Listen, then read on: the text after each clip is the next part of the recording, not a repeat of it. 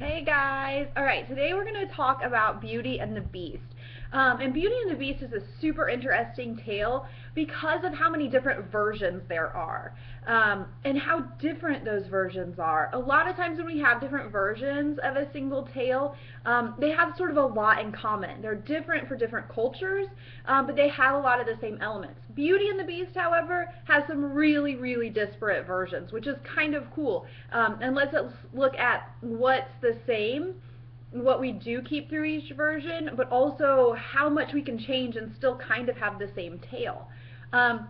So in some of these versions, the beast can be an unspecified beast, which is what we kind of see in Disney's version. It can be a pig, a frog, a swan, which is sort of interesting, right? Like a swan as a beast. But it is an animal, which is mostly what beast means in these cases. The beast can also be male or female, which I think raises some really interesting questions.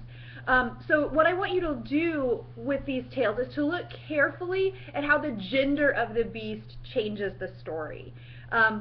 In stories where the beast is female, why is she considered a beast, right? How is her beastliness treated?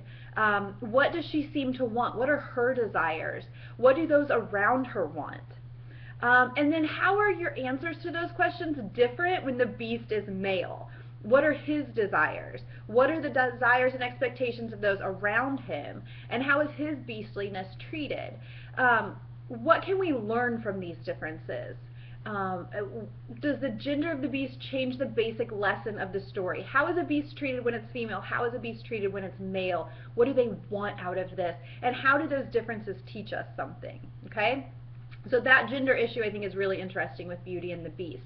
Another argument about fairy tales sort of in general, but I think we can definitely apply it to Beauty and the Beast, that's worth thinking about is this idea that fairy tales don't matter for our lives, right? That fairy tales are for children only, or they're for cultures without our scientific and technological knowledge. But I'd encourage you to consider an opposing view. That there is something we can learn from everything we read. That if we're good and mature readers, everything offers a lesson. Everything adds to our store of knowledge. So I'd encourage you to ask yourself, what does this tale teach me? Okay, so maybe it teaches you something about your own life. Maybe it reminds you of a lesson you learned as a child but sort of put aside when life got more complicated. Is there anything to still be gained from that lesson? Or maybe it teaches you something about the perspective of others.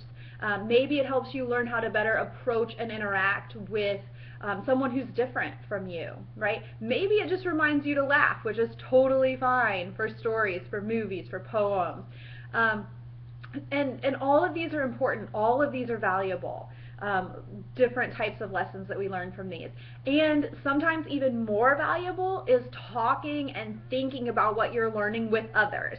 So make sure that you tackle the group questions with your home group this week and really dig into some of these issues. I think talking through some of these things with a group can help deepen your thinking and even help you start thinking about ideas for your essay. Good luck!